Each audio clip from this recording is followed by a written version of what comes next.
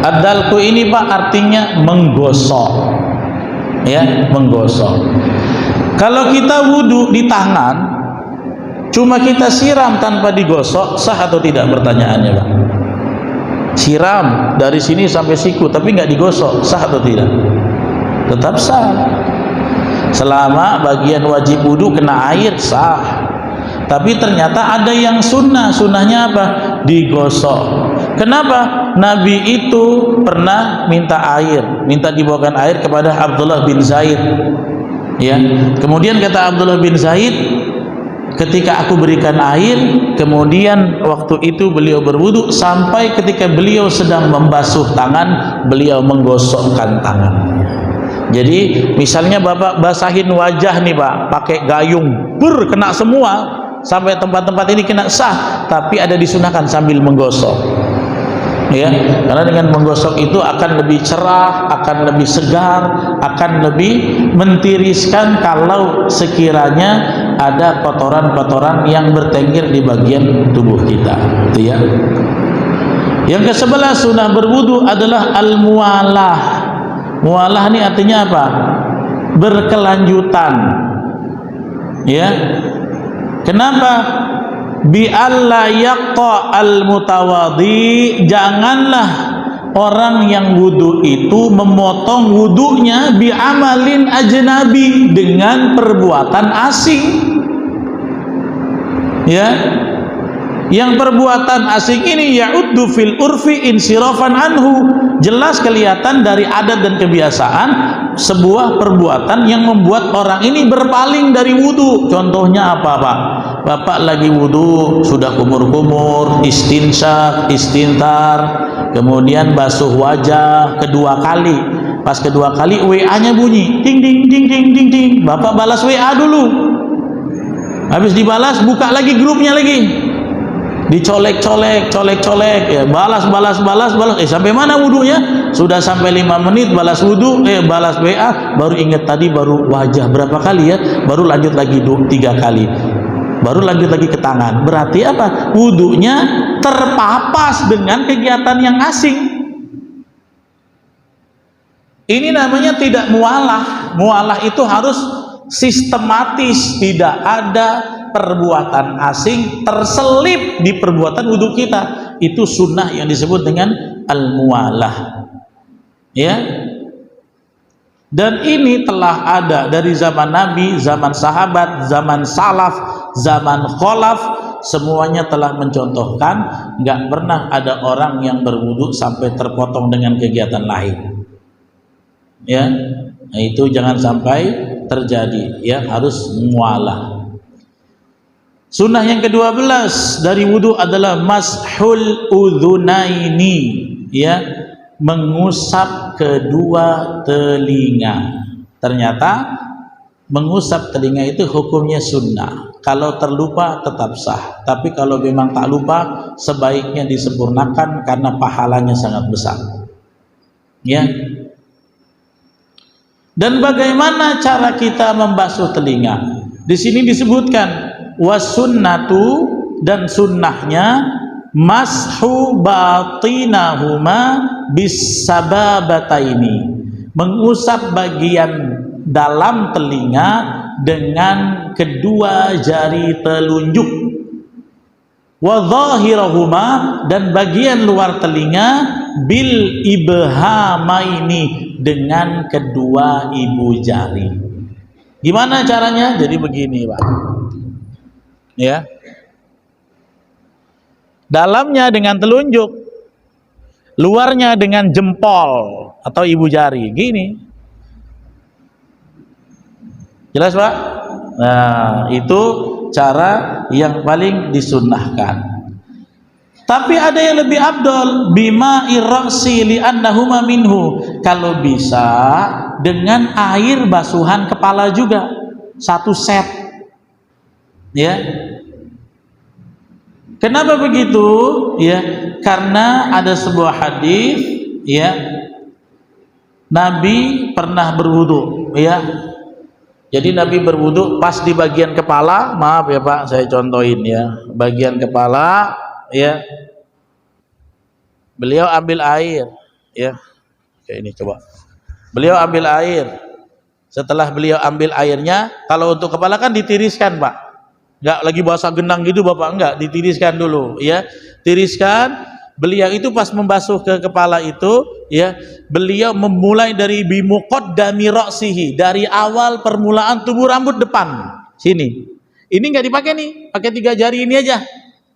Ya. Kemudian sampai ila qafahu, sampai ke tengkuk, Pak. Ya, dan itu enggak diangkat. Setelah dari tengkuk, thumma raja'a ila makanil ladzi bada'a. Nabi balik lagi ke bagian tempat beliau mulai. Jadi gitu. Dari sini depan ke belakang, kemudian balik lagi ke depan. Nah, ini sisa kan belum dipakai, langsung untuk telinganya. Nah, gitu ya. Itu metode yang paling bagus yang disunahkan oleh Nabi.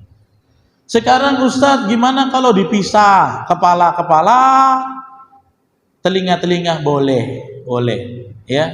Tetapi dalam beberapa catatan para ahli fikih, ya, Nabi itu dalam hadis riwayat Imam Ahmad dan Imam Abu Daud, wa masaha bi ra'sihi wa udhunaihi mashatan wahidatan. Untuk khusus kepala dan telinga, Nabi cuma usap 1 kali. Jadi kalau yang lain kumur, hidung, wajah, tangan 3, ya, kesimpulan banyak ahli fikih termasuk dalam kitab fikih sunnah ini, Nabi itu mengusap kepala dan telinga 1 kali saja. Ya, ini al-aglabiyah, kebanyakan riwayat seperti itu. Ya. Gimana Ustadz kalau ada orang yang memisahkan, ya, kepalanya sendiri 3 kali, kupingnya sendiri 3 kali? Sebenarnya nggak masalah.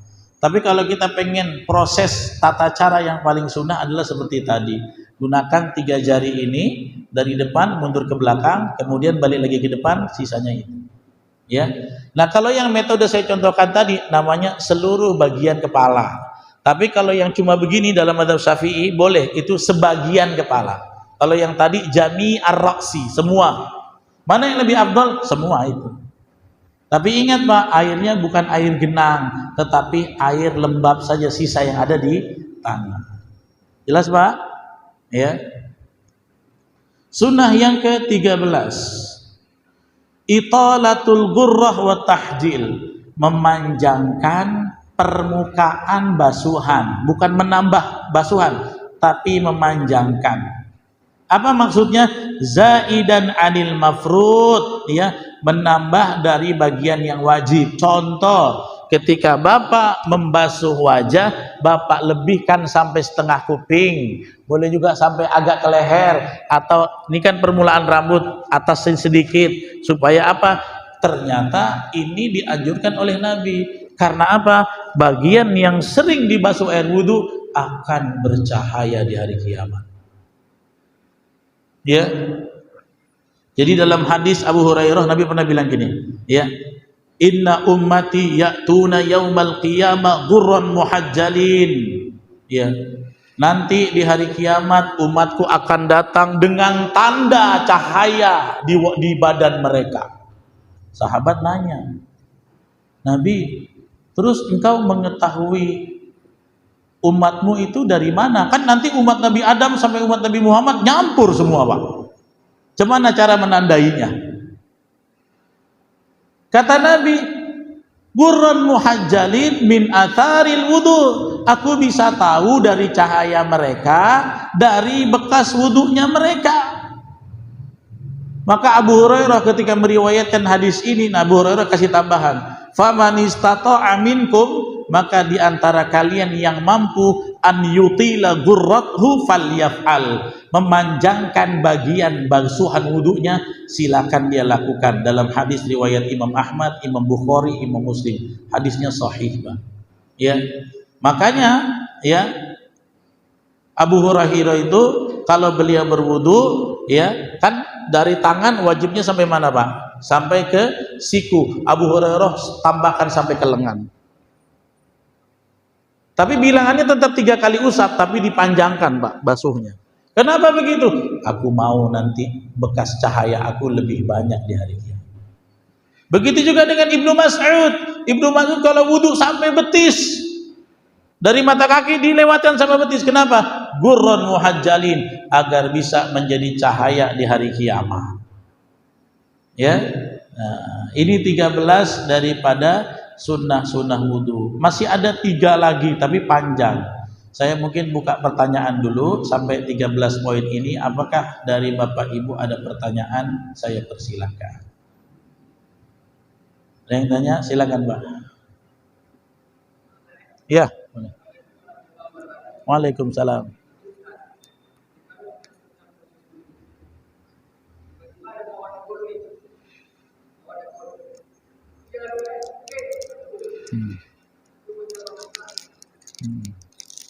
Iya, itu nggak apa-apa, nggak mengganggu keabsahan wudhu. Tapi yang lebih enak, Bapak bilang, gitu aja, gitu aja. Jadi pakai isyarat bahwasanya teman kita tahu kawan ini sedang fokus, dia tidak mau wudhunya terpapas dengan kegiatan lain. Gitu aja. Kan kita negur ya, tapi kita tidak bincang, jangan pulang. Oke, hati-hati, nanti kita ngopi lah. Nah, nanti takut panjang ya. Gitu aja. Tapi kita jangan diam. Kalau diam nanti dibilang sombong pula. Aku balik dulu ya. Mak sombong orang ini kalau udah khusyuk wudhu katanya. Gitu aja. Ya. Ada lagi? Ada sebagian ustadz, Pak, kalau lagi wudhu nggak mau diajak ngomong. Karena dia pengen mualah, itu sunnahnya. Ada. Kalau saya kadang-kadang orang yang nggak pernah kenal saya nih, nggak begitu kenal, takut tersinggung kan? Ya saya layan aja ngomong. Saya wudhu lagi, terpaksa ulang lagi. Gitu. Ya. Ada lagi? Mau tanya, Pak? Silakan. Monggo. Bismillah.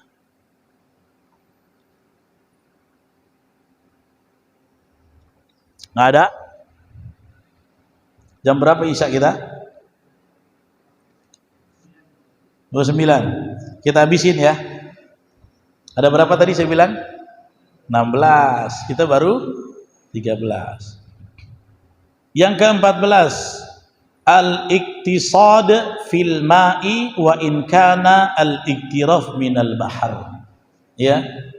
Hemat dalam menggunakan air walaupun engkau menciduk air dari lautan. Mau istilahnya kan? Walaupun airnya selaut, sesamudra, sedanau, tetap disunahkan untuk mengirit menggunakan air. Ya. Kenapa, Pak? Tahu nggak alasannya ini? Ternyata karena demografi orang Arab itu, Pak, krisis air bersih, Pak. Mereka tidak kayak kita. Saya tanya Bapak, orang Arab hujannya berapa kali setahun? Dulu, Pak, cuma 3 kali, 4 kali. Sekarang agak sering karena makin akhir zaman ini. Terus yang kedua, Pak, mereka itu tidak banyak sumber air bersih, nggak kayak kita. Gali sumur cur, gali sumur cur. Di sana, Pak, sumur batu, susah, pasir. Makanya, Pak, mereka punya stok air bersih itu sangat minim. Bapak kalau beli mineral kayak begini di sana, ini besar sedikit lah ya, 330 mili atau 500 mili. Itu 1 real, Pak. 1 real. Kalau Bapak beli bensin, ya, 1 real tuh bisa dapat 1 liter, 1 real kurang. 1 liter. Makanya bensinnya lebih murah daripada air mineral. Cuman masalahnya kan tidak bisa mandi pakai bensin, pakai minyak. Makanya orang Arab disebut dengan raja minyak kan. Ya itulah bedanya. Makanya, Pak, orang Arab tuh yang mandi sehari 2 kali jarang. Jarang. Nggak percaya Bapak bertemanlah sama orang Arab. Orang Turki, Eropa, orang Arab mandi sehari 2 kali, heboh dia, Pak. Tengok kita tuh heboh. Ya, ada seorang mahasiswa S3 di Turki, dia datang, temannya jemput pagi, mandi, sore mau keluar mandi lagi. Kata temannya bilang apa? Kalian orang Indonesia hobi mandi ya? Kenapa? Sehari kok 2 kali?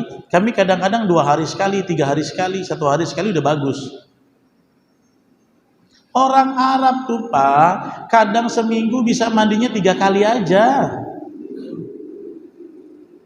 Makanya pemerintah Saudi Arabia paling pusing untuk menanggulangi ketika musim haji adalah ketersediaan air untuk hotel-hotel jamaah kita. Susah. Dari mana airnya, Pak? Di Madinah itu mereka punya drum raksasa untuk penyulingan Laut Merah itu, Pak.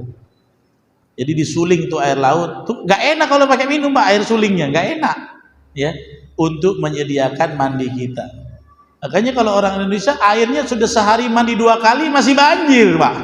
Saking banyaknya air. Inilah, Pak, perbedaan kultur dan demografi yang membuat mereka itu sangat menghargai penghematan air. Bapak ada yang pernah umroh kan? Kalau bilang ini, Mia, 1 rial kan? Mahal, Pak, 1 rial loh, Pak. 1 rial sekarang berapa? 5.000. Di kita, Pak, 2.500 kalau yang 500 itu. Kalau beli di market, kalau beli di kedai kan 3.000 ya. 3.000, kita lebih murah. Tapi kita punya minyak bumi, bensin mahal nggak? Mahal. Kita beli uang, kita 1 liter beli air nih, misalnya ya. Atau beli air 500 mili, itu kita 5.000. Kita bisa nggak beli bensin? Nggak bisa. Bensin sekarang 1 liter berapa, Pak? Pertalite berapa? 17. Mahal kan? Saya kalau motor pakai Pertamax itu, Pak, 70.000 aja nggak penuh. Pakai Pertamax. Kalau mobil saya pernah coba Pertamax, pingsan sendiri saya sebulan, Pak. Iya, ternyata itu. Karena itu mereka sangat menjunjung tinggi penghematan air. Ya. Saking begitu, ya, ditanya, ya, Anas pernah mengatakan, Nabi itu Anas bin Malik, Nabi itu kalau mandi pakai air berapa banyak? 1 sok. 1 sok tuh, Pak, sekitar 4 ciduk. 1 nih, ini 1 mut. 1 sok tuh 4 sampai 5 mut. 1 mut, 2 mut, 3 mut, 4 mut. Ya, kalau pakai air 500 mili ya dikali 4 aja lah. 2 literan. Nabi pernah mandi pakai segitu. Ya. Kemudian Nabi kalau wudhu pernah berapa banyak? Bil muddi, dengan 1 mud, ya, kurang lebih kayak gini. Nabi bisa wudhu segini dulu. Ya, dalam hadis sahih lagi riwayat Bukhari dan Muslim. Ya, satu hari Ibnu Abbas pernah ditanya oleh seorang badui, dia tanya, "Ya Ibnu Abbas, kam yakfini lil gusli?" Berapa untuk aku minimal aku mau mandi? Kata Ibnu Abbas 1 sok. Ya, tadi 5 kali cedok ya. Kemudian berapa yang mencukupi aku untuk wudhu? 1 mud, kata Ibnu Abbas. La yakfini dzalik, enggak cukup lah Ibnu Abbas. Kata Ibnu Abbas apa? Ya, qad kafa man huwa khairu minka. Tahukah kamu fulan, ada orang yang lebih baik dari kamu dan dia telah mampu mempraktekkan irit seperti itu. Siapa? Rasulullah sallallahu alaihi wasallam. Nah, inilah karena kultur di sana keadaannya, maka tidak bisa. Nah, kita pun walaupun air kita banyak, kita tetap disunahkan untuk berhemat. Kalau kita wudhu nih, Pak, kadang-kadang apa? Airnya kalau tak full, tak sedap di keran itu. Kebiasaan kita gitu kan, macam air bahur gitu. Mandi 2 anak bayi pun bisa kalau kita wudhu. Karena apa? Kita melakukan pemborosan. Makanya kalau Bapak ingin berwudu, boleh dibuka besar. Tapi ketika Bapak tampung dan Bapak usap bagian sapu wajah, matikan dulu pakai tangan kiri. Boleh. Saya sukanya besar, sob. Ya, pas dibasuh wajah, Bapak matikan pakai tangan kiri. Kan basuh wajah tangan kanan aja. Ya.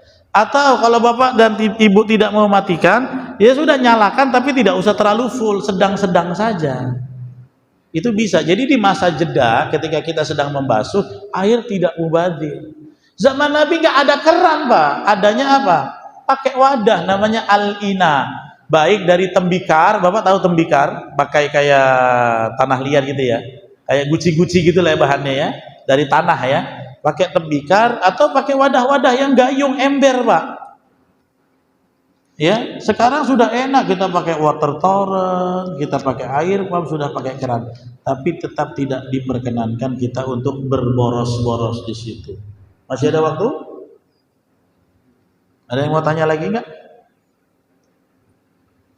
Kalau belum, kita habisin aja nih sampai waktu ya. Yang keberapa nih? Yang ke 15. Yang 15 itu adalah doa.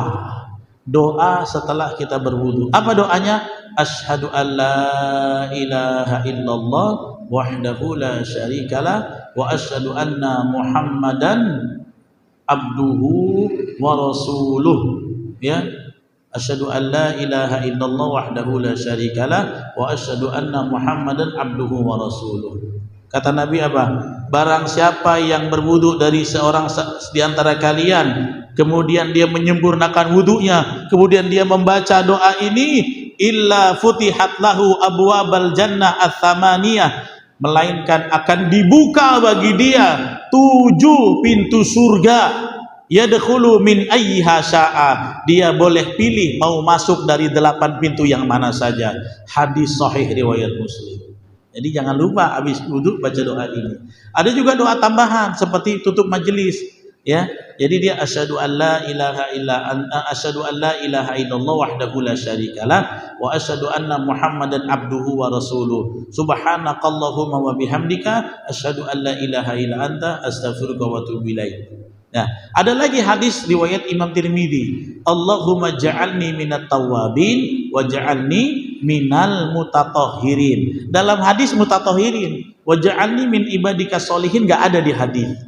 Min ibadika sholihin itu sebetulnya ada di Quran. Jadi percampuran antara penggabungan Quran dan hadis. Boleh nggak baca gitu? Boleh. Tapi kalau Bapak pengen tahu hadisnya sampai mutatahhirin. Jadi yang paling mantap baca asyhadu an la ilaha illallah wahdahu la syarikalah wa asyhadu anna Muhammadan abduhu wa rasuluh. Allahumma ja'alni minat tawwabin wa ja'alni minal mutatahhirin. Itu sudah paling bagus. Boleh nggak tambahin wa ja'alni min ibadika sholihin? Boleh. Ya. Terakhir, ya, sholat 2 rakaat setelah wudhu. Nah, inilah amalan Bilal. Ketika Nabi pernah menjumpai sendal Bilal ada di surga. Bilal, kenapa kau belum masuk surga? Waktu aku sedang Isra Mi'raj diperlihatkan surga, aku lihat ada sendalmu di surga itu. Apa amalannya? Ternyata Bilal punya amalan rutin. Apa? Kalau dia wudhu terus terbatal, dia akan wudhu lagi dan sholat 2 rakaat yang biasa orang kita menyebutnya sholat syukrul wudhu.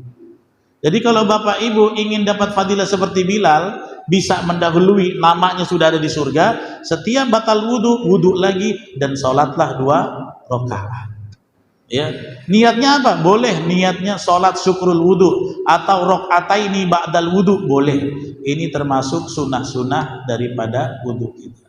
Cukup ya Pak? Demikian yang bisa saya sampaikan.